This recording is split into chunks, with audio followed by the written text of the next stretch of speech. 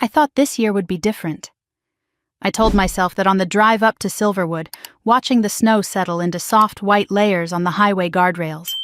I told myself again when I carried Leo's overnight bag up my mother's porch steps.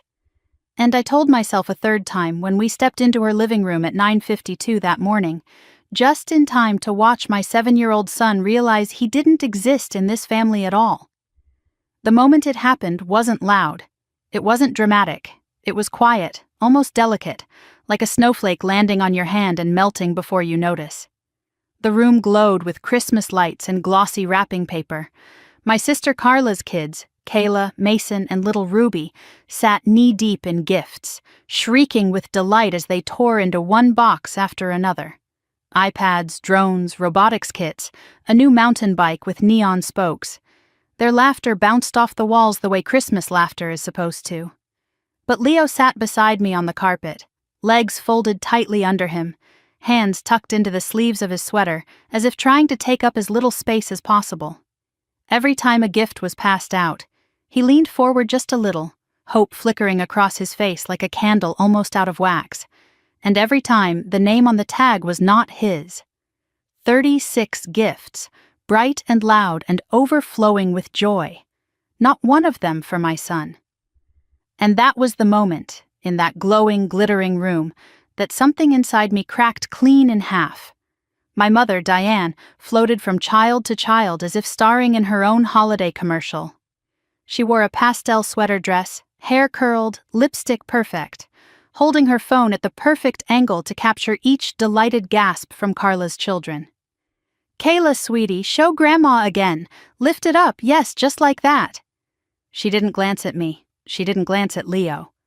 It was as if the two of us were part of the furniture, quiet, unobtrusive, not important enough to disturb the flow of her perfect holiday performance.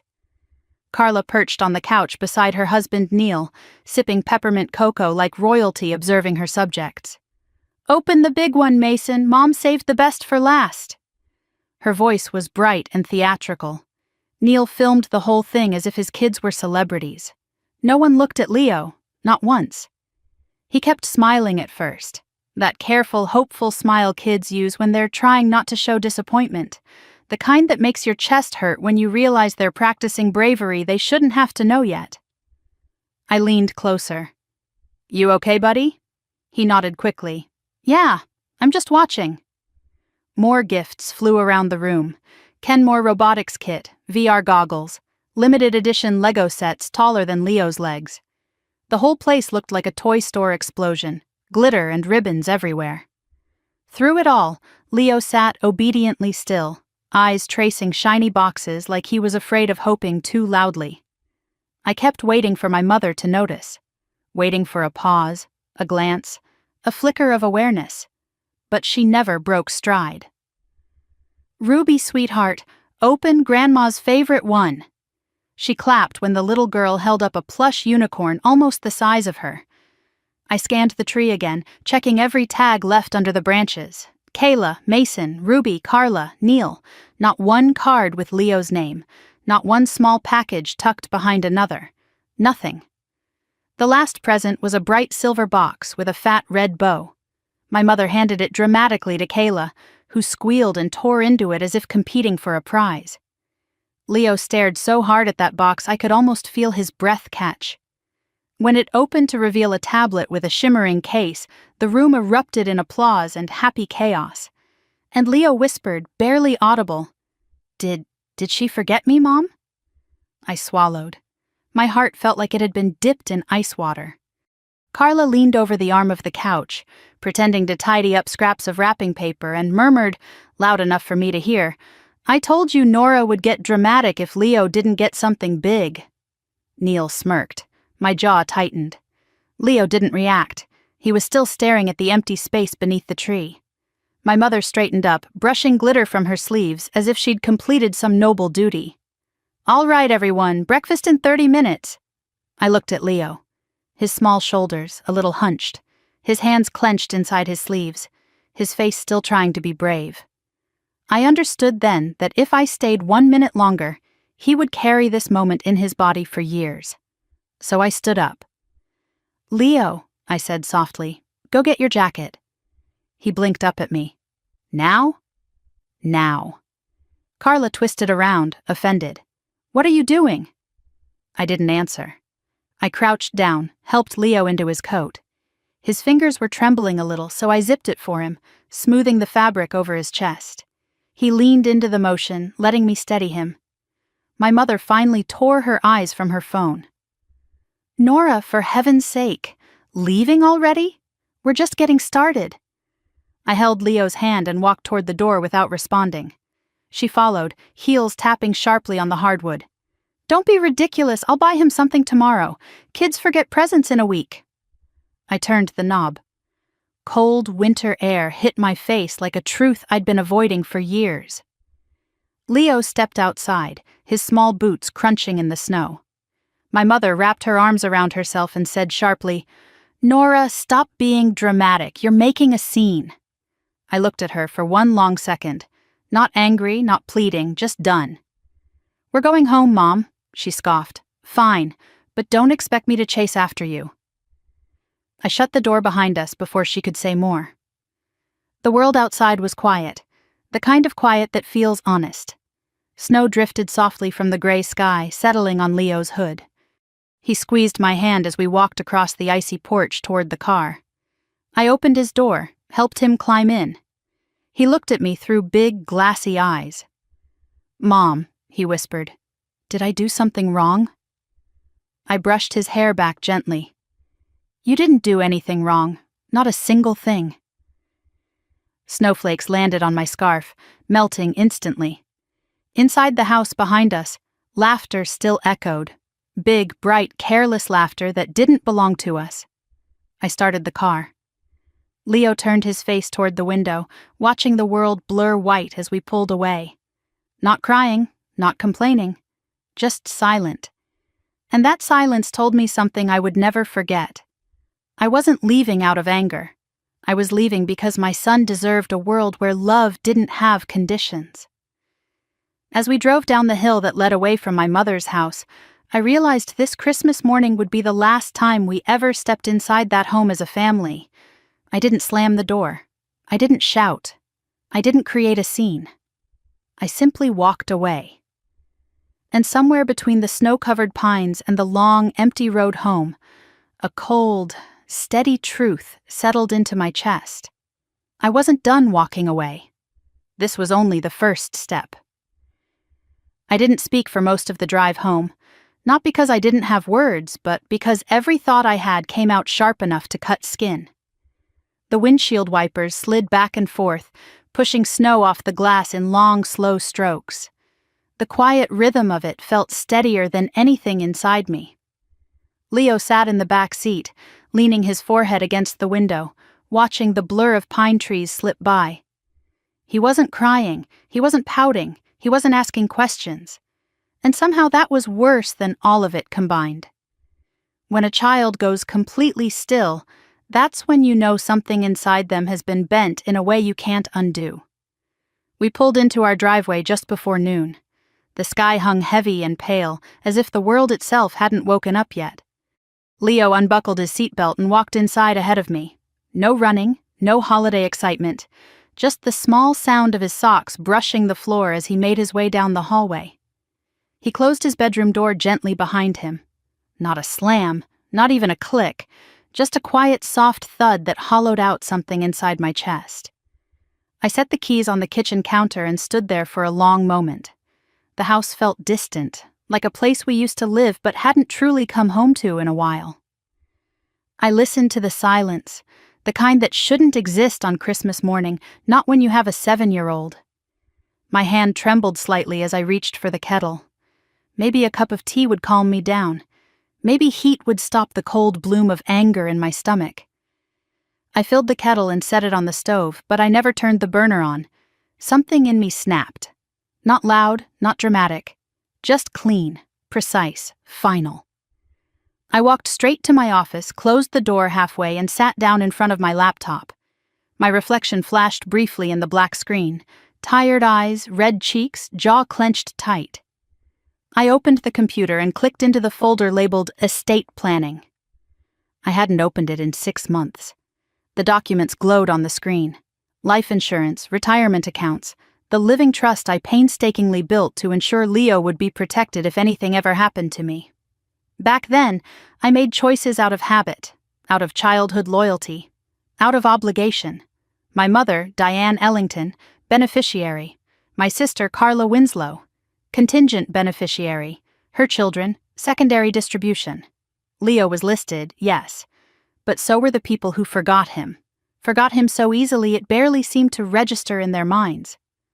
I stared at the screen until my jaw stopped trembling. Then I began typing.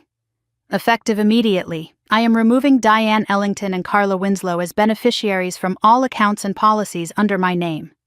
I typed it slowly, deliberately, line by line, word by word, like I was stitching something shut.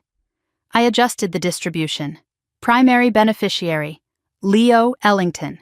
80% secondary beneficiary, Silver Pine Children's Foundation. 20% a clean split. A future that didn't include anyone who treated my son like background noise. I signed digitally, dated it, December 25th. Sent it to my attorney with the subject line, Urgent Update. A minute later, a confirmation pinged. Then a second, then a third. The kettle finally whistled from the kitchen, but I didn't move to turn it off. My phone lit up on the desk beside me. Incoming call, Dad. I stared at the screen for 4 rings before answering. Hey, he said immediately. Not Merry Christmas, not how's Leo? He dove straight into what he wanted. Listen, my transmission's dying. The shop quoted me $3,200. Can you spot me till next month? I closed my eyes. He had borrowed money from me for 5 straight years. Car repairs, medical bills, overdue rent, unexpected emergencies, every time the same promise, I'll pay you back. Not once had $1 returned to me. No, I said. Silence. Then a scoff. What do you mean, no? I mean, no, I can't help anymore. You're just mad about this morning. I'm done, I said. Done paying to be everyone's backup plan while my son gets treated like he doesn't matter. My father inhaled sharply. Kids forget presents in a week. You're blowing this way out of proportion. I hung up before he could say anything else. The kettle shrieked louder, loud enough to make the walls vibrate. I walked to the kitchen, turned it off, and just stood there, hands braced against the counter. My phone buzzed again. I didn't look at it. By 6 that evening, I had 30 unread texts and 47 missed calls. Carla, Diane, Dad, Neil, even numbers I didn't recognize. I didn't listen to a single voicemail. When the clock hit 7:15, I finally walked down the hallway to Leo's room. The door was cracked open slightly. I pushed it gently and found him sitting cross-legged on the floor, coloring a picture of a superhero, cape, mask, all bold primary colors. Hey, buddy, I said softly. He didn't look up right away, but when he did, his eyes were calm. Too calm. Are we going back to Grandma's? He asked. No, I said. Not for a while. He nodded, not relieved, not upset, just accepting, as if he'd already known the answer. He went back to coloring, staying carefully inside the lines. I watched him for a long moment, feeling both proud and devastated. When he finished the page, he held it up. Do you like it? It's perfect, I whispered. He smiled just a little, then put the drawing aside and crawled onto his bed. He pulled his blanket up to his chin, eyes drifting toward the window like he was still watching snow fall on a world that had forgotten him. I sat beside him, brushing his hair back. Merry Christmas, Leo, I said. He whispered, Merry Christmas, Mom. I waited until his breathing steadied and he slipped into sleep. Then I rose quietly, turned off his light, and closed the door. The house was silent again, but this time, it didn't hurt. It felt like a border closing, a choice being made, a line I should have drawn years ago. Back in my office, I opened my email. My financial advisor had responded. All beneficiary changes have been updated, effective immediately. I leaned back in my chair, exhaling slowly. They had forgotten my son. But I would not forget a single thing they had done. And if they wanted to call it dramatic, ungrateful, selfish, fine. Let them talk. While they made excuses, I made decisions. While they wrapped gifts for children I didn't raise, I rewrote my son's future. And on the night of December 25th, with snow dusting the world outside and my son sleeping peacefully for the first time in weeks, I made myself one quiet promise. This was only the beginning of the life I would rebuild for him. I found myself staring at the steam rising from my untouched mug of tea long after it had gone cold. The house was quiet except for the soft hum of the heater and the faint rustling of the pine wreath hanging on the front door.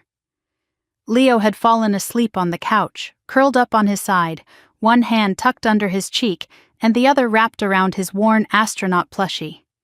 He looked peaceful, but only because exhaustion had carried him there. The day had taken something from him, something I wasn't going to let anyone steal again. My phone buzzed on the counter. Another missed call, then another. I didn't even bother checking the number. I wasn't answering. Not tonight. Not anymore. I carried the cold tea to the sink, set the mug down, and stood there, breathing in the silence. It was a different kind of silence than the one at my mother's house. This one wasn't empty. It was a pause, a reset, a moment between who I had been and who I was about to become. I walked to my office, opened the laptop again, and saw the updated beneficiary documents glowing on the screen, waiting for final confirmation. For a long moment I just sat there, staring at my own name on the page. Then I clicked, Confirm. A message popped up. Are you sure you want to proceed? Yes, I was sure. As soon as I hit Submit, a new email appeared from my attorney. We'll need to verify everything by video call. Another popped in. This change will override all previous designations. Then a third, please prepare to confirm your identity. I brushed my hair back, straightened the collar of my sweater, and clicked the meeting link. The camera flickered on. Attorney Marlene Holt appeared, a woman in her 40s with steel-gray hair pulled into a low bun. Her glasses reflected the glow of the screen. Good evening, Nora, she said. Good evening. I see you're making significant adjustments to your estate plan. Yes. Might I ask what prompted such a complete removal of your mother and sister? I thought of the 36 bright, shining gifts, the ribbons, the shrieks of joy, and Leo sitting perfectly still, waiting for just one moment of being seen. It's simple, I said. My son deserves a family that shows up. Marlene nodded without pressing further. She asked me a list of verification questions, had me hold up my ID, repeat a few statements, then pressed Approve on her end. All changes are now active, she said. Is there anything else you need tonight? No, I said. This was enough. We ended the call. I shut the laptop, feeling the weight of a door closing behind me. For the first time in years, I didn't feel guilty. I felt aligned, like a compass I didn't know was broken had suddenly swung north. The couch creaked softly, and I turned to see Leo stirring awake. His hair stuck up in every direction, and he blinked slowly, disoriented. Mama? He whispered. I'm right here, I said, moving toward him. He rubbed his eyes with small fists, then crawled into my lap without a word. His body was warm and solid and heartbreakingly small. I wrapped my arms around him, rocking slightly. What were you doing? He murmured into my shoulder. I was making sure you'll always be taken care of. He nodded like he understood. Maybe he did, in some way deeper than language. Kids know the shape of safety, even when they don't know how to name it. Are we seeing Grandma again? He asked quietly. I hesitated. Not for a while. Another small nod. He pressed his cheek against my chest and exhaled softly, the air brushing my collarbone. Something loosened in me, something I hadn't realized was tight. You're safe, I whispered. I promise you're safe. He closed his eyes again, and in less than a minute he was asleep. I carried him to his room, tucked him under the blankets, and kissed the top of his head. Then I turned off the light and pulled the door almost closed, leaving a sliver of hallway glow spilling across the carpet. My phone buzzed again, and again, and again. I didn't look. Instead, I walked back into the kitchen, poured the cold tea out, and filled the mug with fresh water. The kettle hissed softly as it heated. Outside, snow fell in slow spirals under the streetlight.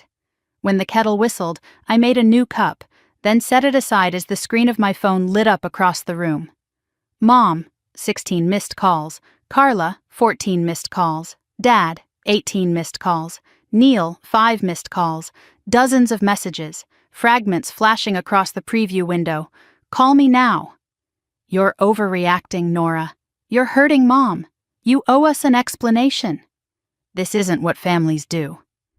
I picked up my phone, stared at the glowing screen, then placed it face down. I wasn't obligated to respond. Not anymore. The heater clicked off. The house fell into a deep, comfortable quiet. Then the phone buzzed one more time, vibrating across the counter. I turned it over just enough to see the sender, Carla. I didn't open the message, but the preview line was enough. If you don't talk to us soon, we will escalate this. I let out a breath I didn't realize I'd been holding. My first thought wasn't fear. It was clarity. They didn't want reconciliation. They wanted control. And for the first time, control was something they no longer had. I stepped away from the counter, holding the mug between my hands. Warmth seeped into my palms, grounding me. I walked to the living room and sat on the couch, the same place Leo had fallen asleep hours before. Through the window, the sky had shifted into a deep nighttime blue.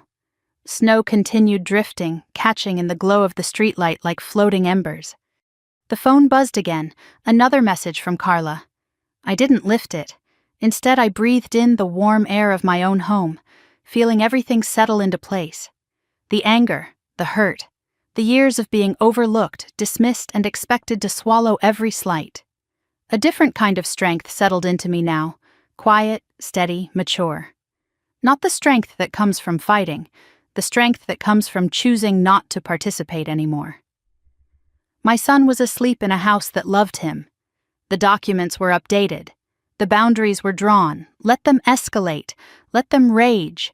Let them spin their stories. While they were busy trying to hold on to a version of me that no longer existed, I was already walking toward something better. I lifted the mug, took a slow sip, and let the warmth spread across my chest. This was not the end. This was the beginning of a new chapter, for both of us. I woke the next morning to the sound of soft knocking. 3 taps, a pause, then 2 more, the kind of knocking someone uses when they're trying to seem polite but can't hide their impatience. It was barely 8 in the morning. The winter sun hadn't even climbed over the pines behind our house yet. Leo sat at the kitchen table, still in his pajamas, legs dangling off the chair as he drew spirals of stars on a scrap of paper. His hair stuck up everywhere, and he had that sleepy, squinty look that always melted me a little. I was scrambling eggs, pretending everything was normal, pretending yesterday hadn't happened. "Who is it?" he asked, eyes drifting toward the front door. "No one we need to talk to right now," I said, keeping my voice light. I walked quietly to the entryway, peeked through the peephole, and felt my stomach drop. My mother stood on my porch in slippers and a winter coat thrown over her robe, gripping a bright red gift bag like it might explode if she held it any tighter. Her hair wasn't done, her lipstick was smudged, and she looked frantic, raw in a way she never allowed herself to be in public. She knocked again, louder this time. "Nora," she called through the door. "I know you're in there. Open up." I stepped back from the door as if her voice had weight. "Mom?" Leo whispered from the table, his pencil frozen mid-air. "Finish your drawing, sweetheart," I said. "It's okay." It wasn't okay, but he didn't need to carry this part of the day. The knocking escalated, harder, faster, no pretense now. "Nora, this is ridiculous," she said. "We need to talk about yesterday." Talk. As if that word had ever meant anything in our family except stand still while I tell you why you're wrong. She knocked again, and I stayed silent. After a full minute, she let out a long, dramatic sigh, the kind she used whenever she wanted bystanders to assume she was the victim in the situation. Then the doorbell rang twice. I didn't move. I didn't breathe. I stayed perfectly still, the way you do when a storm passes close enough to your house that the windows rattle. Finally, she set the red bag on the welcome mat, wiped her hands on her robe, and stomped down the steps. She didn't look back. I waited until her car engine faded down the street before I opened the door. Cold winter air swept inside. The gift bag sat alone on the step, its glossy finish catching the pale morning light. Red tissue paper poked out the top, bright and loud against the snow. I crouched down and picked it up. The weight of it felt wrong, too light, too uncertain. Inside the bag were 3 items: a navy hoodie 2 sizes too big, a stuffed bear that still smelled like plastic, and a small toy car. At the bottom sat a crumpled receipt. I smoothed it between my fingers. Purchased at 8:19 that morning. Not a real apology, just panic, just shame wrapped in dollar store tissue paper. I carried the bag to the kitchen. Leo looked up from his drawing. "Was that Grandma?" "Yeah," I said, setting the bag on the counter. "What did she want?" "She brought these." He peeked inside, expression unreadable. He didn't reach for anything. "Did she buy them for me?" he asked. "Yes," I said. "This morning." He nodded slowly. "Oh." His voice didn't waver, it didn't break, it just accepted. And that acceptance hurt more than any tears. "Do you want to keep them?" I asked. He shook his head. "No." I didn't ask why, I didn't need to. He'd already lived the answer. After breakfast, I grabbed my keys, and the 2 of us drove to the Good Neighbors Donation Center across town. Snow fell lightly, dusting the windshield in soft flakes. Leo held the gift bag in his lap, staring down at it like it was something fragile and sad. Inside the center, a volunteer with kind eyes and silver-streaked hair greeted us. "Holiday donations?" she asked. I nodded. "Something like that." Leo stepped forward and placed the bag on the counter. "I hope another kid likes it," he said. The woman smiled at him warmly. "I'm sure they will, sweetheart." Back in the car, Leo buckled himself in, then looked out the window. "Mom?" he said quietly. "Yeah? Did Grandma forget me yesterday because I'm not fun enough?" My throat tightened. "Leo," I said, "you are everything any child should be. Kind, thoughtful, brave. What happened yesterday says nothing about you. It says everything about the people who forgot to look at you." He didn't say anything else. He just held his astronaut plushie a little closer. We drove home in silence, the kind that wasn't heavy this time, just careful. As we pulled into our driveway, I noticed someone standing on the sidewalk between our house and the Mackenzie's place next door. A bundled figure in a knitted hat and puffy coat leaning on a cane. Mrs. Doherty. She'd lived on this street for 40 years, babysat half the kids on the block, baked cookies for every holiday. She looked over when she heard our car and lifted a hand. I helped Leo out of the car, and we walked toward the front door. "Nora," she called gently. "A moment." I turned to her. "Morning, Mrs. D. Everything okay?" She studied me with eyes that had seen too much life to miss anything.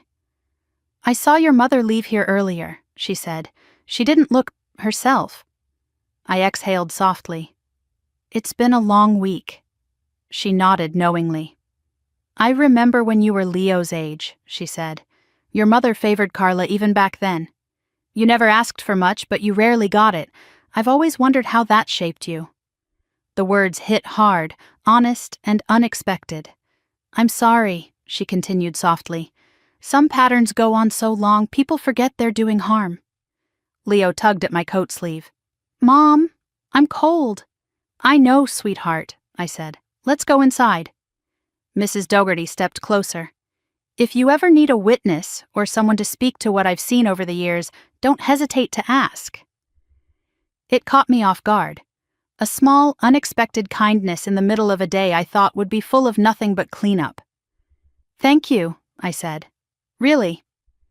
She nodded once and shuffled back toward her house. Inside, the house felt warmer than it had that morning. I hung up Leo's coat, then mine. My phone buzzed from the kitchen counter. I didn't want to look, but some instinct made me check. 3 new messages from Carla. The last one read, "If you don't explain yourself soon, we're going to take this further. Don't say we didn't warn you." I stared at the words, the threat buried beneath faux concern. Leo curled up on the couch with his drawing, humming softly to himself. His safety, his softness, his whole heart, everything about him felt precious and breakable, in a way I couldn't ignore anymore. I put my phone face down on the counter, took a slow breath, and let the truth settle over me like snow on quiet branches. They didn't come here to make things right. They came because I stopped playing my part. The kettle clicked on automatically, warming the air with gentle steam. I walked into the living room and sat beside my son, watching him draw constellations with steady little strokes. The world outside could rage as much as it wanted. Inside this house, I was building something different, something safe. Carla's threat lingered in the back of my mind, a storm cloud forming on the horizon. But I didn't answer. I didn't respond. Instead, I leaned back against the couch, closed my eyes, and breathed in the quiet. Let them escalate, I thought. I was ready. Leo was unusually quiet the next afternoon, the kind of quiet that isn't peace but something heavier, like he was carrying a question inside his chest and didn't know if he was allowed to ask it. I found him at the dining table, legs dangling, head bent over a piece of paper where he'd drawn a small house and 3 stick children surrounded by piles of boxes. On the far left edge of the page, almost hidden, was a 4th figure. No gifts, no smile, just standing. My breath caught. "You drew this today?" He nodded without looking up. "Just remembering. Remembering." That word twisted something in my stomach. 7-year-olds aren't supposed to remember. They're supposed to live in the present, soaked in joy, not replaying moments of being forgotten. I pulled out the chair beside him. "Hey," I said softly. "How about we make your room feel a little more... you? Something new, something fun?" He looked up then, eyes searching my face. "Like, redoing it?" "Exactly. You get to pick everything." He blinked, surprised. "Everything?" "Everything," I said. "The color, the bed, the decorations, all of it." A slow smile unfurled across his face, fragile at first, then blooming fully. "Can I pick the paint?" "Yes," I said. "That's the whole point." We grabbed our coats, and he tugged his astronaut plush along with him, as if it were his emotional compass. The drive to the hardware store wasn't long, but the silence between us felt lighter this time. Anticipatory, not bleak. Inside, the aisles were lined with hundreds of color swatches, hanging like tiny paper flags. Leo walked between them slowly, fingers brushing across the edges. Twice he paused, twice he shook his head. Then he stopped before a deep, rich shade of blue. "This one," he said, lifting the swatch carefully. "What do you like about it?" I asked. He studied it as though the answer mattered. "It looks like space, not the scary kind, the kind where you can breathe." Something inside me softened so suddenly I had to steady myself. "Space blue it is," I said. We added paint rollers, brushes, drop cloths, glow-in-the-dark stars, and a pack of planet stickers to the cart. When we checked out, the cashier smiled down at Leo. "Big project?" she asked. "Big room," Leo corrected. "Big change." His tone was simple, but there was meaning beneath it, a kind of bravery I hadn't taught him but admired all the same. At home, we transformed into a tiny renovation crew. We dragged furniture to the center of the room and spread plastic sheets across the floor. I opened the paint can, and the color rose to the surface in a glossy swirl. Leo dipped his brush in too much paint at once, splattering a blob onto the wall. He gasped. "I messed up." "It's okay," I said, guiding his hand. "Painting isn't about being perfect. It's about trying. He nodded and tried again. The second stroke came out smoother. By the eighth, he was humming. We painted for hours, pausing only when our arms got tired or our fingers cramped. He smeared blue paint on his cheek at one point, leaving a streak like a warrior mark. I didn't tell him. It was too endearing to wipe off. By late afternoon, one wall was done completely, 2 others were halfway there, and the room smelled like fresh beginnings. Leo stepped back, hands on his hips. "It looks good," he said. "It looks amazing," I answered. He grinned. A real smile, unguarded and bright, a piece of him coming back online. I tucked him onto the couch after dinner, where he promptly fell asleep mid-cartoon, his hair still carrying faint specks of blue paint. I covered him with a blanket and tidied up the brushes and trays. When I walked back into the hallway, something on the floor caught my eye. A small slip of folded paper sticking out of Leo's hoodie pocket. Curious, I pulled it out gently. It was a rough draft written in his small, careful handwriting. At the top, in pencil, "Family is who remembers you." I pressed the paper to my chest, closing my eyes. Children don't lie. They feel, purely, honestly. And the fact that he had written this alone, quietly, without showing anyone. I breathed in slowly, letting the words settle into me like ink on skin. The next morning, my inbox pinged with a message from Ms. Rayburn, Leo's teacher. "Hi, Nora. Could we speak privately after school today? It's about an assignment Leo wrote yesterday." My heart lurched, not in fear of trouble, but in fear of sadness. I replied yes, and spent the day thinking of that single line he had written.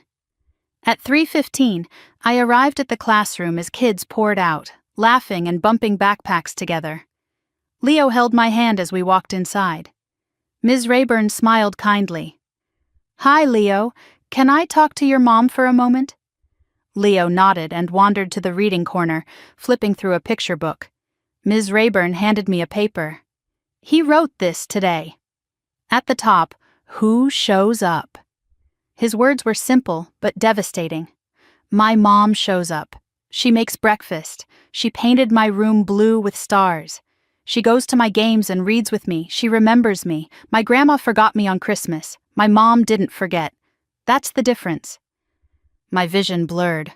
I blinked hard, trying to steady myself. Ms. Rayburn spoke gently.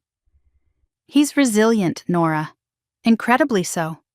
But I wanted you to see this because it means he trusts you more than anything else in his world." I nodded. I couldn't speak yet. Leo wandered over, holding the book to his chest. "Did I do okay, Mom?" "You did perfect," I managed, my voice thick.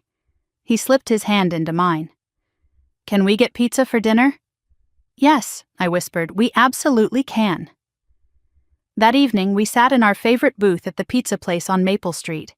He had pepperoni slices stacked almost dangerously high, and he giggled when cheese stretched halfway to the table. Sauce smeared across his chin, and he looked lighter, as if the blue walls we painted had peeled away something heavy inside him. When we got home, he ran straight to his room, gasping at how the dried paint looked even richer than before. "It's like night," he said. "Want to add the stars?" He nodded eagerly. Together we arranged the glow-in-the-dark stickers, mapping constellations across his ceiling. Orion, Cassiopeia, the Big Dipper. Leo insisted on adding a shooting star right above his bed. "For wishing," he said simply. Later, as he lay down and the ceiling glowed soft green, he whispered, "I like it better than Grandma's house." "I'm glad," I whispered back. He fell asleep with his face tilted up toward the stars, breathing slow and even. I stood at his door for a long time, watching the light flicker softly over his hair. At midnight, when the house had settled into its quiet hum, I checked my phone. 17 missed calls, 16 texts, the group chat blinking with new messages. "This is childish, Nora. Your mother is devastated. You're being cruel. Talk to us or we'll have to take action." I opened the Christmas video on my phone, the one showing 36 gifts, 3 squealing children, and 1 little boy sitting alone in the corner of the frame. I uploaded it to the family group chat with 1 sentence. "This is why." Then I left the chat. I blocked every number that wasn't essential to my life. I locked the phone, walked back to Leo's doorway, and watched him sleep under his star-covered sky. This was the family I chose. This was the child who trusted me. This was the life I was rebuilding. And I knew, without doubt or hesitation, that everything I was doing, every boundary I set, every silence I held, was the right thing. For him. For us.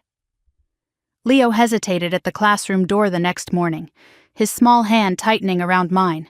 Kids were running past us, laughing, zipping up coats, dropping lunchboxes, bouncing with the kind of carefree energy he usually loved. But today he stood still, shoulders tense.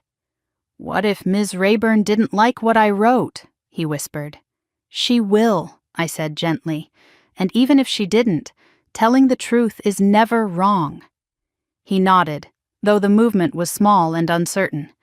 When he finally stepped inside, his eyes stayed glued to me until the last possible second before the classroom swallowed him up. I waited near the bulletin board until the final bell rang, and then stepped into the classroom. The room smelled like crayons and the faint sweetness of the hand sanitizer they kept in pump bottles by the door. Ms. Rayburn greeted me with a soft, understanding smile. "I'm glad you could stay for a moment," she said. Leo glanced at me from the reading corner, a picture book open in his lap, but his attention pinned entirely on us. Ms. Rayburn led me toward her desk and picked up a sheet of notebook paper. My stomach tightened even before she handed it to me. "Leo wrote this yesterday," she said softly. Across the top of the page, in careful pencil strokes, were the words, "Who shows up?" The rest of the page was pure truth. My mom shows up. She helps me with my homework. She makes breakfast. She paints my room with stars. She comes to every school thing. My grandma used to show up. She forgot me on Christmas. My mom didn't forget. She never forgets. That's the difference. I didn't realize I was gripping the paper too tightly until I forced my fingers to relax. My throat felt thick. "He wasn't writing for a grade," Ms. Rayburn said. "He was writing because he needed to." I swallowed slowly. "He's processing." "He's doing it beautifully," she said. "And bravely." Behind us, I heard quiet footsteps. Leo had wandered closer, still holding the picture book like a shield. "Mom," he asked, "did I write bad?" I crouched to his eye level and put an arm around him. "You wrote honestly, and that takes more courage than most grown-ups have." He looked at Ms. Rayburn for confirmation, and she nodded warmly. Some of the tension in his shoulders eased, and he leaned lightly against me. "We'd like to encourage his writing," Ms. Rayburn said. "Maybe get him involved in the science club, too. He shows a lot of curiosity." Leo's eyes lit up. "Science club? You'd be perfect for it," she said. He nodded slowly, hope blooming across his expression like sunrise through clouds. We thanked her and walked hand in hand out of the building. The cold air bit at our cheeks, but Leo didn't seem bothered. He kept kicking small piles of snow on the sidewalk, humming to himself. My phone rang just as we reached the car. My boss's name, Elisa Marshall, flashed across the screen. "Give me a second, buddy," I said, answering. "Hi, Elisa." "Nora," she said, sounding unusually cheerful. "I'm glad I caught you. I wanted to say, you've been doing incredible work these past months. Organized, steady, creative. And your last report? Outstanding." I blinked, taken aback. "Thank you," I said, unsure where this was going. "We're promoting you," she said, "Senior Strategy Coordinator." The cold wind didn't feel cold anymore. "Wait, really?" "You earned it," Elisa said. "Take the weekend to celebrate with Leo. You deserve something good." When I hung up, Leo was bouncing lightly on his toes. "What happened? What happened?" "I got a promotion," I said. His eyes widened. "Does that mean, can we get pizza tonight?" I laughed. "Yes, it definitely means pizza." He threw both arms up in victory and shouted, "Yes!" to the empty parking lot. We got pizza, pepperoni, extra cheese, the same booth we always sat in. Leo talked non-stop about science club, about planets and telescopes and black holes he wanted to learn about. Sauce smeared across his chin, his face bright and open. For the first time since Christmas morning, he looked light. At home, he ran to his room and flipped on the switch for the glow-in-the-dark stars we'd just put up the night before. "Look, Mom," he said, lying back on his pillow to stare upward. "I see it," I said. "It's beautiful." He pointed at a streak of stickers forming a curved tail. "That's the comet. I put it right there so I can wish on it."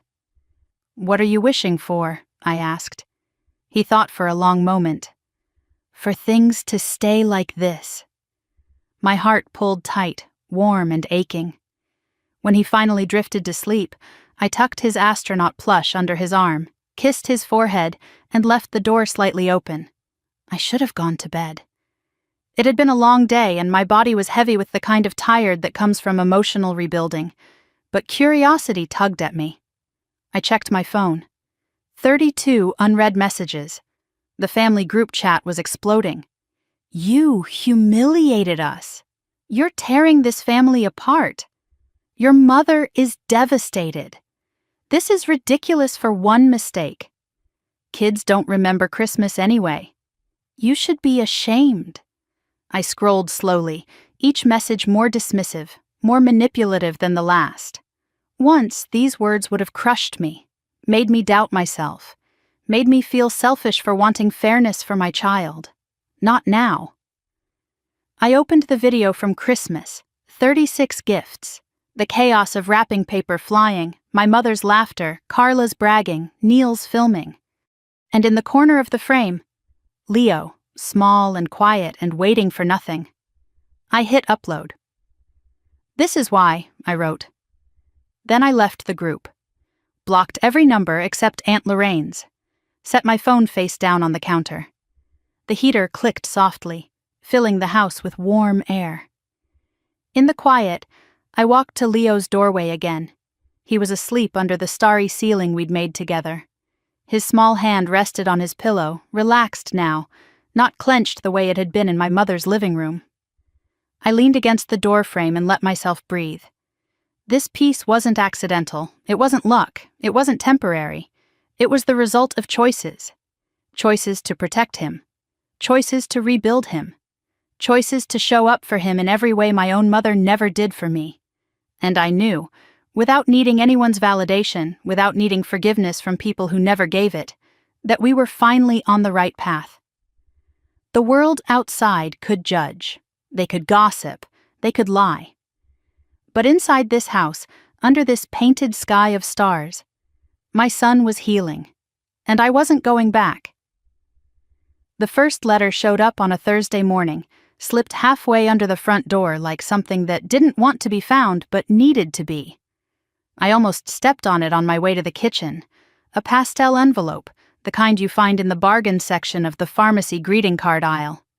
My mother's handwriting, looping, dramatic, unmistakable, curled across the front. I didn't open it. Not right away. Leo was in the living room arranging the glow-in-the-dark planets we'd bought into a pattern only he understood. He hummed quietly to himself, the kind of absent, soft sound he only made when he felt safe. I didn't want to break that spell. So I slid the envelope onto the counter and poured him cereal instead. He looked up at the sound of the box hitting the table. "Mom, someone sent a letter?" "Just something from Grandma," I said lightly. "We'll look at it later." He didn't ask more. He'd already learned that letters from my mother were never simple.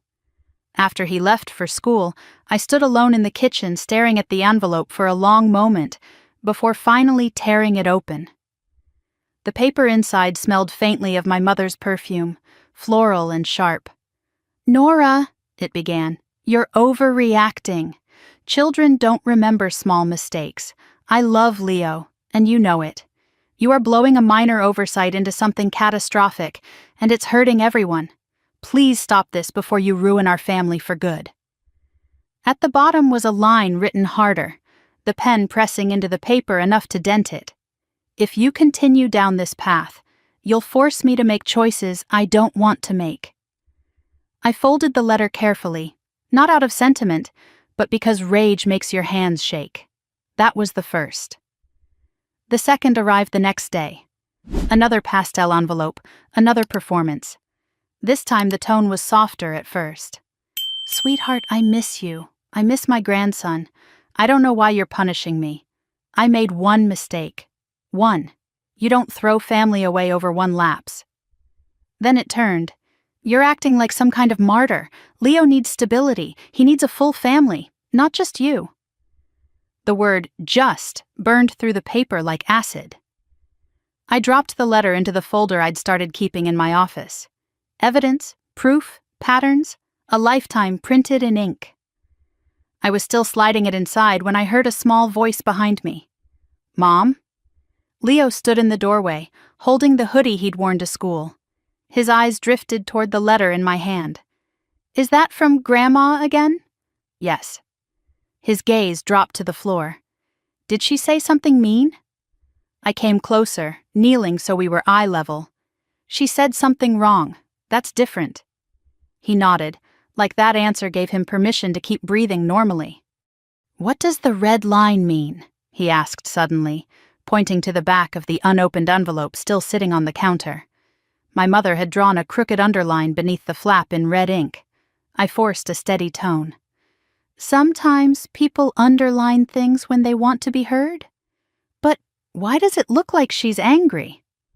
His question was so sincere it felt like a punch to the ribs.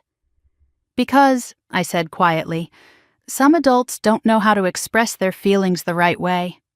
He accepted that with a small sigh, then wandered back to the living room. A moment later, I heard him whisper to his astronaut plushie, I would never write like that to my mom. My throat tightened. The third letter came on Saturday morning by priority mail, rushed, urgent, intentionally intimidating. The envelope was thicker, heavier. Inside, her handwriting was fiercer. Carla and I have been discussing what's best for Leo. We feel strongly that cutting us off is harming him. If you don't come to your senses soon, we will need to involve the proper channels.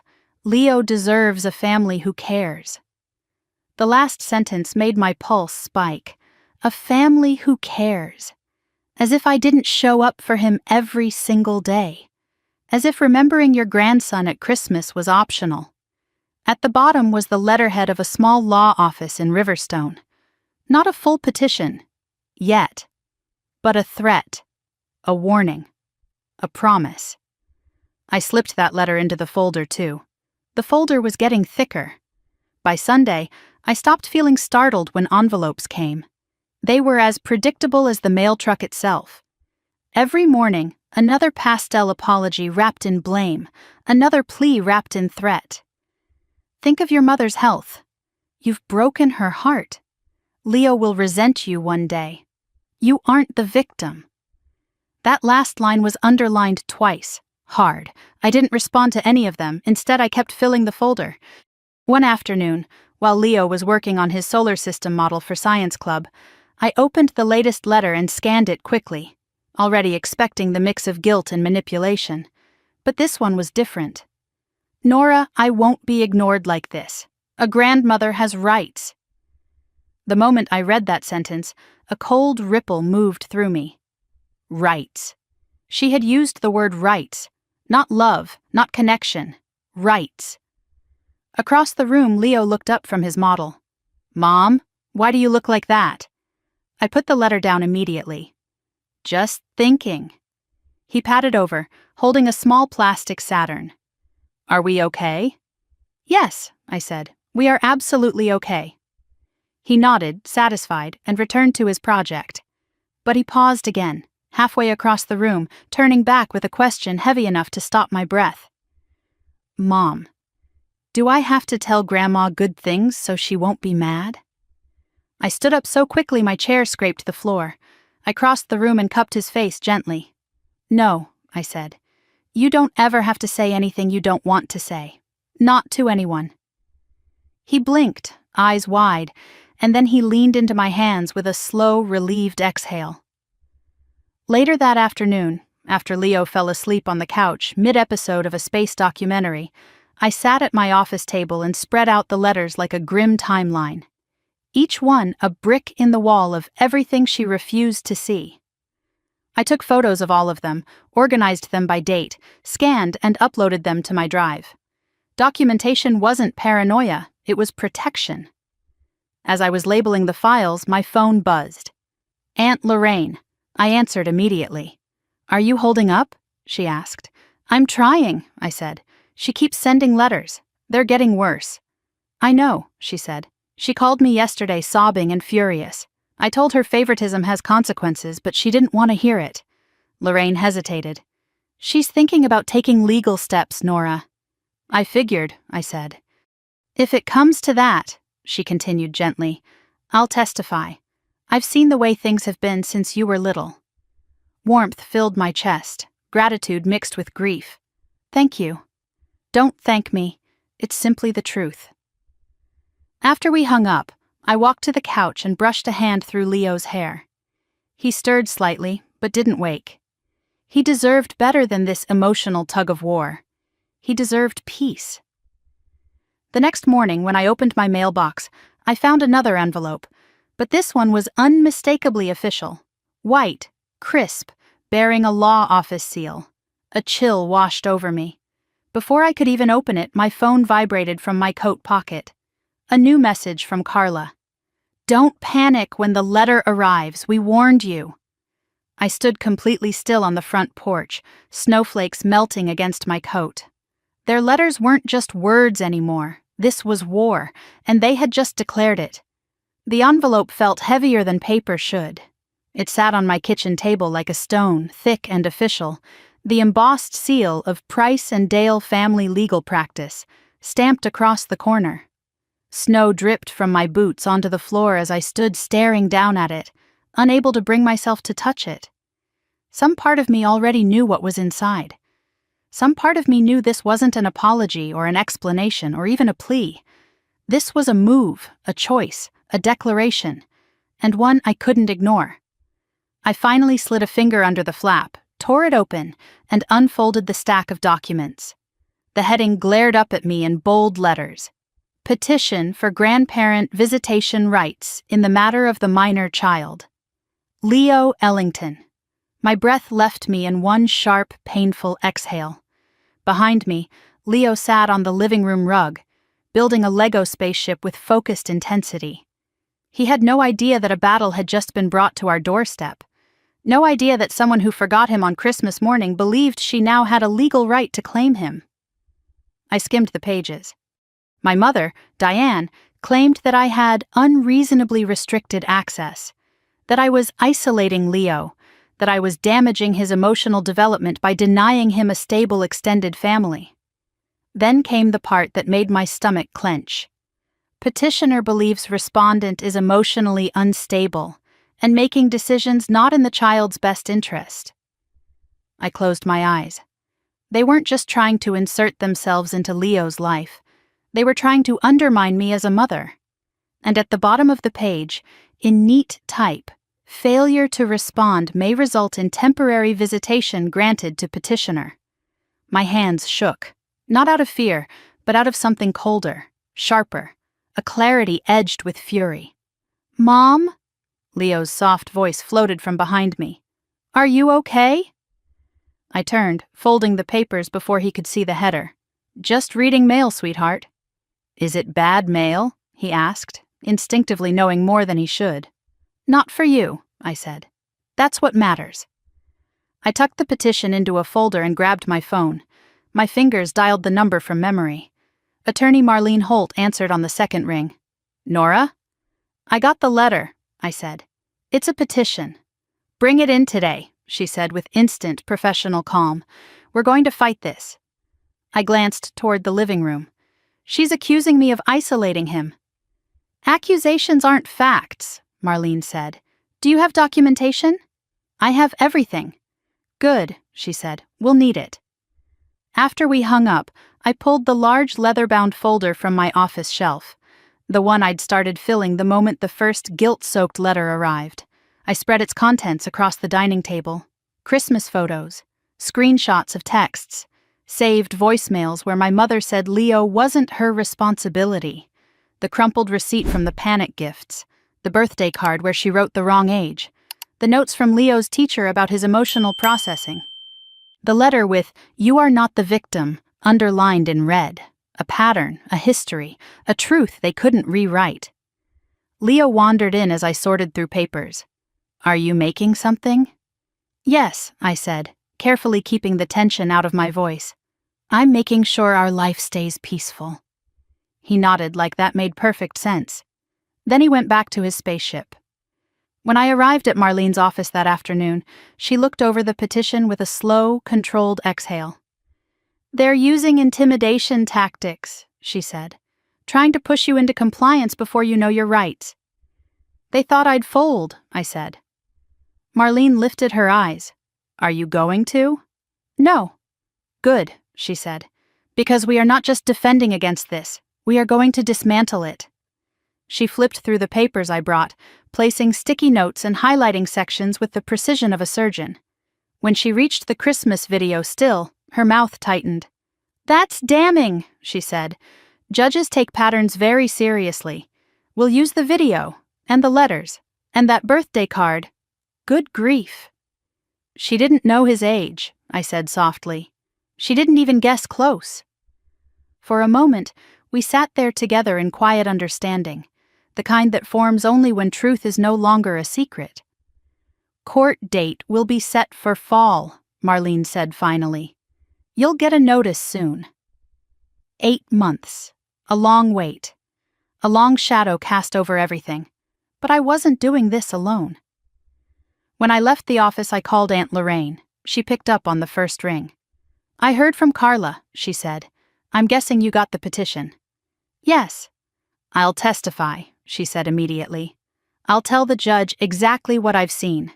Your mother's favoritism isn't new, Nora." I sat in my car, gripping the steering wheel with one hand. "Thank you." "Don't thank me," she said. "Thank yourself. You're protecting that boy in a way no one ever protected you." When I got home, Leo was at the dining table coloring a planet with wide, sweeping strokes. He looked up as I walked in. "Did you fix the bad mail?" he asked. "I'm working on it," I said. "But nothing's going to happen to you." He studied my face carefully. Children know when adults are avoiding truth. Children sense storms long before we name them. "Is someone trying to take me away?" he asked quietly. The world stopped moving. I crouched down in front of him and took both his hands. "No," I said firmly. "No one is taking you anywhere, I promise you. You are safe. With me. Always." His shoulders relaxed a fraction. "Okay," he whispered. That night, after he fell asleep under the soft glow of his star stickers, I turned the dining table into a war room. Documents organized, timelines drawn, labels applied. Christmas, letters, missed calls, threats, manipulation, receipts, voicemails, wrong birthday card. When I was halfway through sorting, my phone buzzed. Carla, of course. A new message flashed across the screen. "Good luck at court. Everyone knows who the unstable one is." I let out a slow, controlled breath. The woman who watched her mother heap gifts onto 3 children while ignoring mine now felt entitled to judge my stability. I didn't respond. Instead, I picked up the last document from the pile, the one that tied all of this together. The Christmas video, still. Leo sitting alone in the corner while 36 gifts piled up around his cousins, his hands folded, his smile tightening, his hope shrinking. I slid it into a clear sleeve and placed it at the top of the stack. When the judge saw that image, they would understand more in 30 seconds than any letter or speech could explain. At midnight, I finally turned off the dining room light. The evidence folder sat complete, thick and heavy with truth. This wasn't the life I wanted. This wasn't the fight I asked for. But it was the fight I would win. For Leo. For the love he deserved. For the future no one would steal from him. When I crawled into bed, my body was exhausted, but my mind was clear. They wanted a war. They were going to get one. But they had no idea who I was when it came to protecting my son. Spring crept in quietly, softening the edges of winter until the snow outside our windows melted into thin silver streams. The world felt gentler, somehow. And in that gentleness, Leo began to bloom again in ways I hadn't realized he'd been holding back. One morning, as sunlight spilled across the kitchen table, he sat eating toast and swinging his legs, humming something tuneless and bright. He hadn't hummed in months, not since before Christmas. When he finished breakfast, he wiped crumbs off his shirt and said, "Mom, last night I dreamed I was floating in space. But not alone. You were there too, and we could breathe." I felt something warm unfurl in my chest. "That sounds like a beautiful dream." He nodded with quiet certainty. It was. Outside, the world was thawing. Inside, my son was too. At school, he threw himself into science club like it was the best thing that had ever happened to him. Every day he came home with a new fact about Jupiter's storms, or Saturn's rings, or the temperature on Mercury. And every evening he added another detail to his solar system model. He painted Jupiter's bands with careful stripes, dabbed flecks onto Mars to make it look more dusty, and insisted Pluto needed space in his model, even if other people forget about it. I didn't miss the metaphor. I didn't point it out. One windy afternoon in late March, Leo came bursting through the front door with a huge smile. "Ms. Rayburn said my model is going in the hallway display." "That's amazing," I said, as he hopped out of his shoes mid-step, "and she said I'm really good at explaining things." He puffed his chest out a little. "She said I'm a natural teacher." He glowed, not because someone remembered him, but because someone saw him. I held on to that moment for days.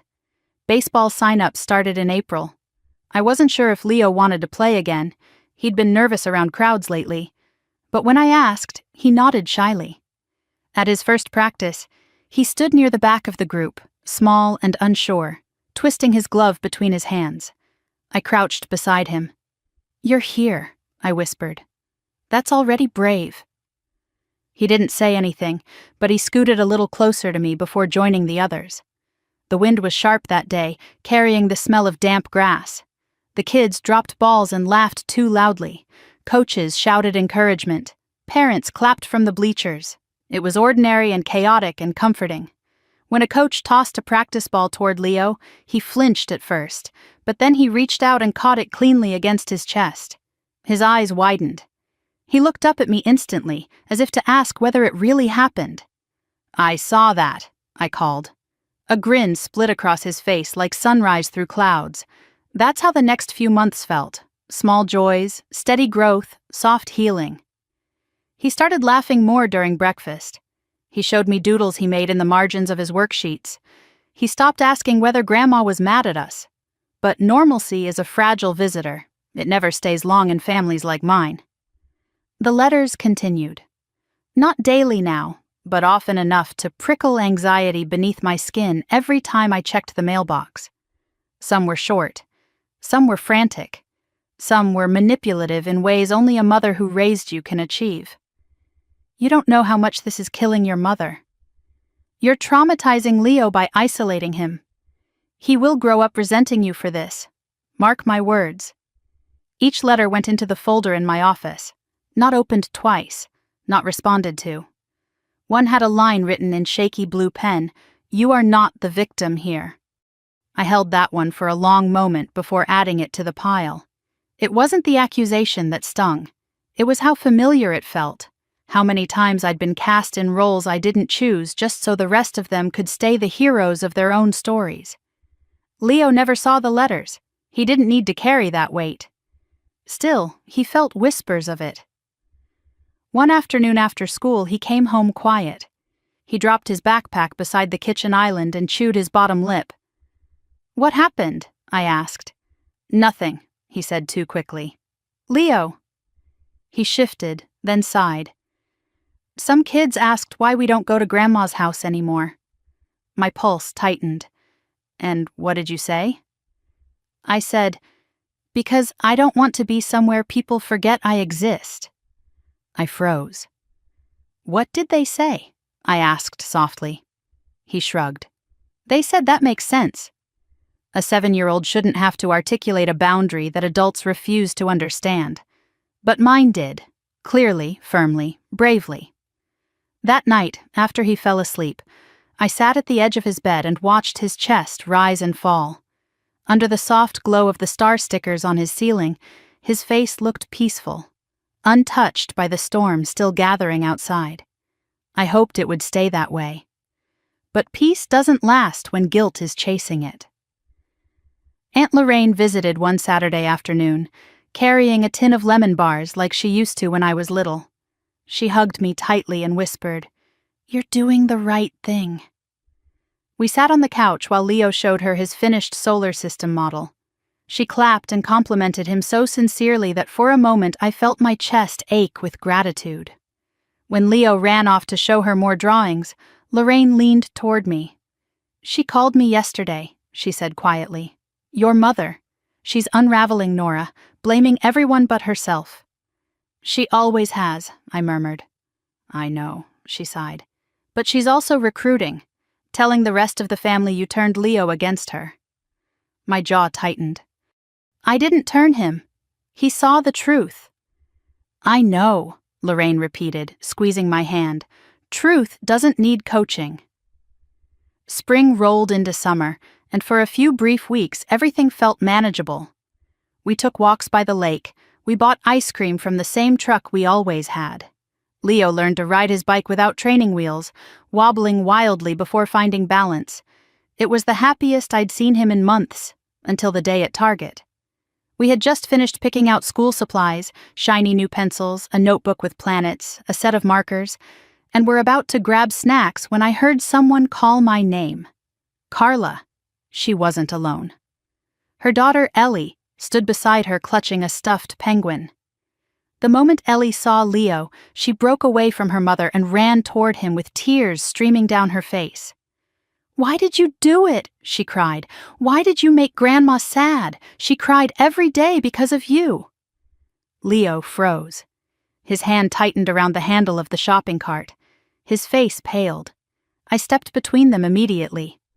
"Ellie, sweetheart, that's not fair. That's not—" But Carla swooped in, pulling Ellie close and glaring at me. "Children shouldn't have to suffer for your drama, Nora." "Let's go," I said, keeping my voice steady and grabbing the cart. But Ellie's next words sliced the air like a knife. "My mom said you're mean," she sobbed at Leo. "She said you made Grandma sick." Leo's bottom lip trembled. I didn't—" I abandoned the cart and knelt to him. "Hey," I said firmly, "look at me." His eyes were full of fear and confusion. "Did I do something bad?" "No," I said. "You did nothing wrong. Telling the truth isn't bad.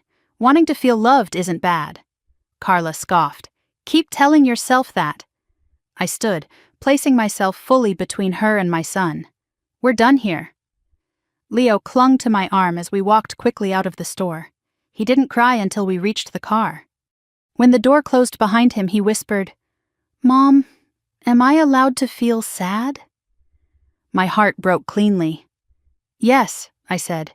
"You're allowed to feel anything. Sad, angry, confused, all of it." He nodded slowly, tears tracking down his cheeks. "Okay." That night, after he fell asleep wrapped in his blanket, I sat in the living room staring at the ceiling until my phone buzzed. A message from my attorney. "The opposing counsel has filed additional claims." The peace of spring and summer had been real, but temporary, and September was coming, bringing the storm with it. The morning of the hearing arrived gray and heavy, the kind of sky that made it hard to tell where dawn ended and worry began. I barely slept the night before. Every time I closed my eyes, I replayed every letter, every accusation, every moment my mother had forgotten my son. And somewhere in the middle of all that, I saw Leo's face the day he got 0 gifts. Quiet, brave, holding himself together in a room that pretended he wasn't there. By 7:30, Leo was dressed in a button-up shirt that was slightly too big, sleeves rolled once at the cuffs. He kept smoothing the collar nervously. His hair had the stubborn little cowlick that never stayed down no matter how much water I tried. He looked small and older at the same time. "Mom?" he asked as I tied his shoes. "Do I have to talk today?"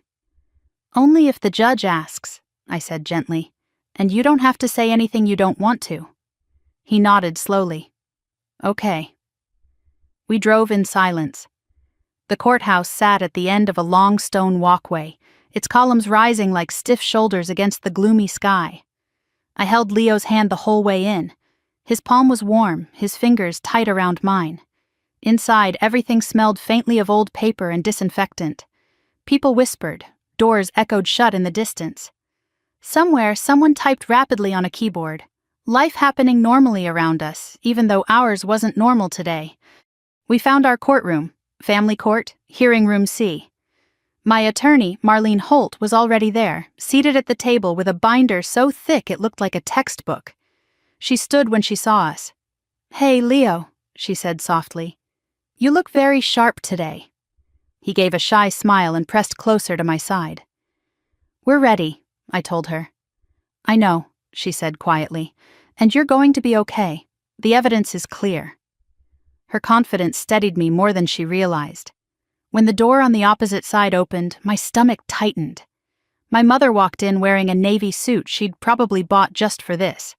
Her hair was perfectly styled, her makeup carefully done, her expression full of wounded dignity. Behind her came Carla, arms folded, jaw clenched, and her husband trailing like a shadow.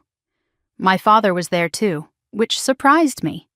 He hovered awkwardly in the back, hands shoved in his coat pockets, eyes flicking from me to Leo without settling. My mother's lawyer, a man in his 50s with sharp glasses, nodded politely at Marlene before taking his seat. Then the bailiff announced, "All rise." The judge entered, Judge Rowan, a woman with silver hair pulled into a low twist and calm eyes that missed nothing. She sat, scanned the courtroom, then spoke. "We are here to address the petition filed by Ms. Diane Ellington regarding visitation rights for the minor child, Leo Ellington. Let's begin." My mother's attorney stood. "Your Honor, my client has been unfairly and abruptly cut off from her grandson. She believes this estrangement is harmful to the child and wishes to re-establish a meaningful connection." He spoke as if reading from a script, each sentence polished and sanitized. He gestured toward my mother. She dabbed theatrically at her eye with a tissue. "She made one mistake on Christmas," the attorney continued, "a minor oversight, and since then the respondent has withheld the child entirely, causing emotional distress to both parties." Judge Rowan turned her eyes toward my mother. "Ms. Ellington, do you wish to add anything?" My mother took a breath, voice trembling. "I love my grandson," she said. "I've always loved him. I just want to be part of his life. This has all been blown out of proportion." Carla leaned forward. "She's been suffering, Your Honor. It's cruel what Nora has done." The judge raised a hand. "Only those recognized may speak." Carla sank back, scowling. Then it was Marlene's turn. She rose slowly, pressing a button on the monitor behind her. "Before I begin, I'd like to play a video for the court." The Christmas video.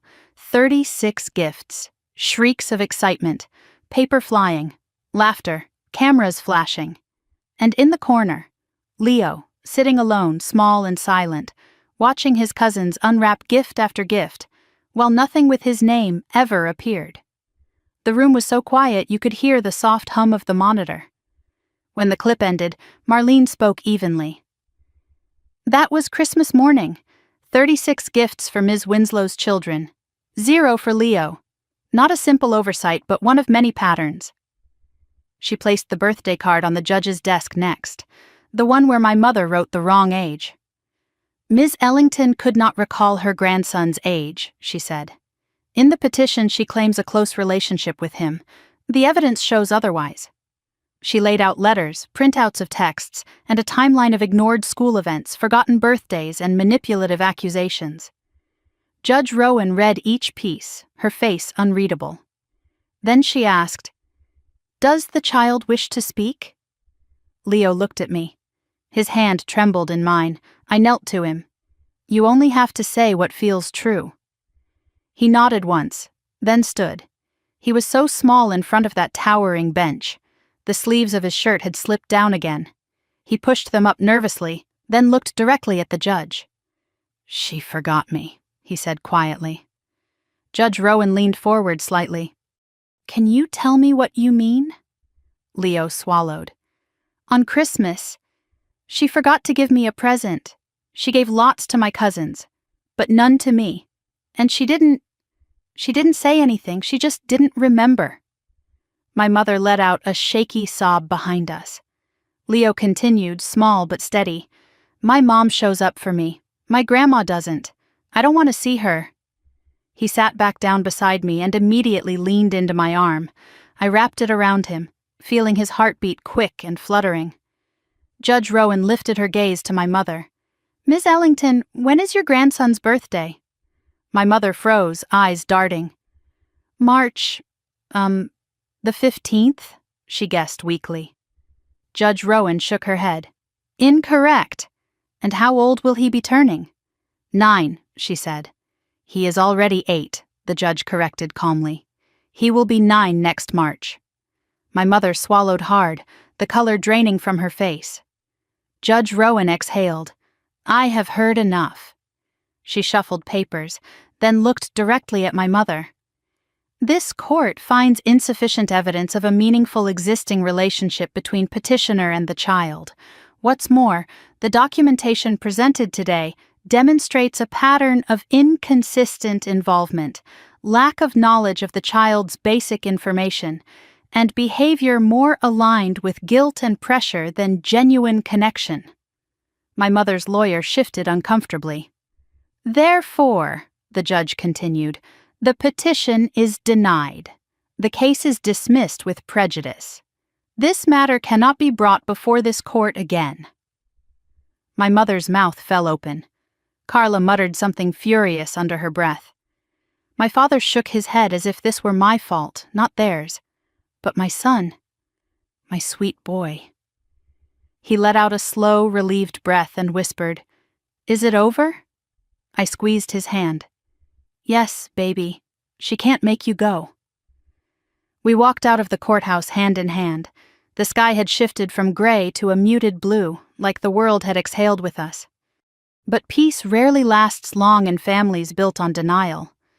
2 weeks later, Leo walked into the house with tears streaking his face. He dropped his backpack and stood trembling in the doorway. "I saw Ellie at Target," he whispered.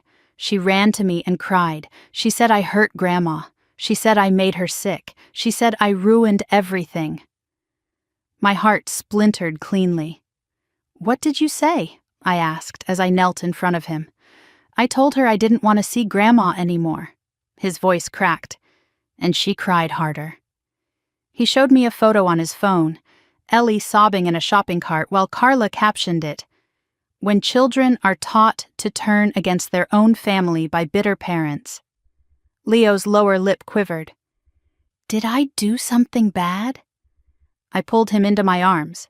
"No, you didn't do anything wrong, you told the truth." "But why is she crying?" he whispered. "Because she doesn't understand," I said gently. "Boundaries hurt people who benefit from having none. But that doesn't make you wrong." He cried into my shoulder, small and wounded and brave all at once. Later that night, after he finally drifted to sleep, I sat in the living room surrounded by shadows and the dim glow of his star ceiling down the hall. Court was over, but the emotional cost was still unfolding. And I realized something sharp and painful. Boundaries don't create villains. They reveal them. Autumn settled over Silverpine in soft layers. Crisp mornings, quiet evenings, orange leaves piling along the sidewalks like nature's slow applause for surviving the chaos of summer. Life finally felt stable. Not perfect, not untouched, but steady in a way I hadn't felt in years. Leo walked into the kitchen one chilly morning wearing his puffer vest and holding a steaming mug of cocoa I hadn't made for him. He'd learned how to push the buttons on the single-serve machine by himself and looked immensely proud of his independence. Look, he said, raising the mug. I didn't spill this time. That's amazing, I said, brushing a crumb from his cheek. You're getting really good at that. He grinned, the faintest dimple appearing. Can I show you something? Of course. He led me to the living room and pointed up at the wall. Overnight, he had added a dozen new glow-in-the-dark stickers, small ringed planets and swirling galaxies, arranged like he'd stitched his own little universe just above the doorway. It's not done yet, he said, but it's getting good. It's beautiful, I told him. And it was. Not because it was perfect, but because the shape of healing was visible in every gently placed constellation. For weeks, life moved gently like this. Homework after school, warm dinners, late-night giggles when he insisted the stars on his ceiling were definitely brighter tonight. On weekends, he begged me to take him to the planetarium again, where he pressed his palms against the glass railing and whispered fun facts under his breath. He was coming back to himself, and I was too. Then, one crisp October morning, he walked into the kitchen with a strange question. His brow was furrowed, lips pressed together. "Mom," he asked, "are we bad people?" The mug nearly slipped from my hand. I knelt beside him. "Why would you think that?" "Because," he said slowly, voice trembling, "Aunt Carla told Ellie, and Ellie told Noah, and he told me, that kids who don't want to see their family are ungrateful and mean." I closed my eyes for a breath I hoped he wouldn't see shake. "Sweetheart," I said softly, "doing the right thing doesn't mean no one gets hurt. Sometimes the right thing hurts people who don't understand it. That doesn't make you bad." He stared at me, thinking deeply. "But I don't want Grandma to be sad," he whispered. "I know," I said. "You have a good heart. But protecting your heart doesn't make you the villain in someone else's story, even if they want to make you one." He nodded, slow and uncertain, and leaned into me. I wrapped my arms around him and breathed him in, the smell of laundry detergent and cocoa and something uniquely him. As the months passed, something changed inside him. He stopped bringing up my mother at all. He didn't ask about her. He didn't wonder about her. He didn't fear her sadness or her accusations. It wasn't spite, it was acceptance. Children understand truths adults spend decades avoiding. November blew in with sharp winds and early sunsets. We spent evenings curled under blankets reading chapter books or watching documentaries about meteor showers. His laughter became freer, his shoulders lighter. By the time December arrived, we found ourselves decorating our Christmas tree in pajamas, homemade cocoa simmering on the stove, holiday music humming low. It was just the two of us. No chaos, no forced small talk, no pretending. Every ornament had a story. Every light felt like a choice. Every moment felt like a second chance. On Christmas morning, Leo opened his gifts slowly, savoring each one. A science kit, a new telescope, a Lego rocket, a set of warm gloves he actually liked, not mountains of gifts, not 36 boxes piled high, just things chosen with love. He held up the telescope and whispered, "This might be my favorite Christmas ever." "You say that every year," I teased. "That's because every year keeps getting better." Later that afternoon, after he'd spent an hour studying the pattern of frost on his window through the telescope, I walked out to check the mailbox. A single envelope sat inside. Cream paper, my mother's handwriting looping across the front. I held it for a moment, feeling its weight. Then I took it inside, sat on the couch, and opened it carefully. "Nora," it began, "I saw Leo at your aunt's last week. I didn't know he was there. I only saw him through the window. He looks so big now, so grown." My breath hitched. "I want you to know I won't fight you anymore. I know I won't get the chance to make things right. That's because of choices I made, not choices you made. I hurt you, I hurt him. I chose what was easier, not what was right. I thought love was the same for every child, but I was wrong." She signed the letter simply. Diane.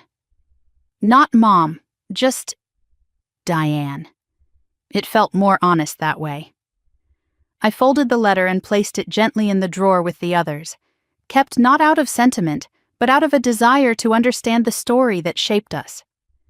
Later that night, Leo padded into my room with a sheet of paper. "Can you read this?" he asked. It was an essay from school titled "What Family Means." Family isn't who you're born to, family is who shows up. My grandmother forgot me. My mom remembered me. My Aunt Lorraine chooses me. My Uncle Dave includes me. That's my family now. My throat tightened. I kept reading. Sometimes family changes, and that's okay. The people who matter stay. The people who don't. I used to be sad about it, but now I'm glad I learned the difference. When I looked up, he was studying my face, worried. "Are you mad?"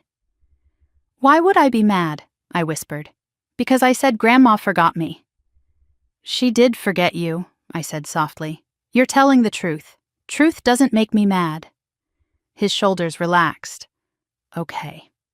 He hugged me then, tight, sincere, full of a love that felt bigger than our little living room could hold. Time moved forward, quiet and steady. Leo turned 9, then 10, then 11. He joined art camp, he joined robotics club. He asked fewer what-if questions and more what's next ones. His world grew brighter, wider, and he stepped into it with a confidence that made me proud every day. Then came the spring day when everything shifted again. We were at a Knicks game, our tradition, cheering loudly, eating overpriced pretzels, laughing at the ridiculous halftime show. We were happy, purely, simply happy. When my phone buzzed, I didn't check it at first. I let the crowd noise swallow the vibration. But when the game paused for a timeout, I glanced at the screen. A message from Aunt Lorraine. "I think you should know. Your mother passed away this morning." My breath stilled. Leo nudged me. "Mom, what's wrong?" I looked at him. His bright eyes, his jersey, his face flushed from excitement, and felt nothing. Not anger, not grief, not relief. Just a quiet, final understanding. "Nothing important," I whispered. "Watch the game." And he did, cheering his heart out as if life weren't shifting around him. We drove home after the game with the windows cracked open and the city lights reflecting off the windshield. Leo kicked his feet in excitement as he recapped every shot and every cheer. I listened. I smiled. I stayed present. Because the truth was simple. My mother had stopped being my mother long before she died, and the grief I'd carried all my life had already been laid to rest the day I walked out of her house. The next morning, the call came. Carla. Her voice was sharp, brittle. "She's dead," she snapped. "Mom's dead, and you didn't visit, you didn't call, you didn't even try." I held the phone calmly. "We all made our choices." "She died thinking you hated her," Carla hissed. "I didn't hate her," I said quietly. "I just couldn't let her hurt my son." "You're unbelievable," she spat. "This is your fault. The stress—" "No," I said. "Her choices built this ending, not mine." She hung up without another word. I made breakfast. Leo sat at the table twirling a fork between his fingers. "Who was that?" he asked. "Your aunt," I said. "Grandma passed away yesterday." He set the fork down and thought for a moment. "Are you sad?" he asked. "No," I said honestly. "She stopped being my mom a long time ago." He nodded. "I'm not sad either. Is that bad?" "No, that's honest." He reached for his cocoa. "Are we going to the funeral?" "Do you want to?" He shook his head. "Not really." "Then no." He took a sip of cocoa, calm and unbothered. "Okay." That was it. No drama, no guilt, no heartbreak, just truth, just healing, just the two of us choosing peace. I didn't go to the funeral, I didn't send flowers.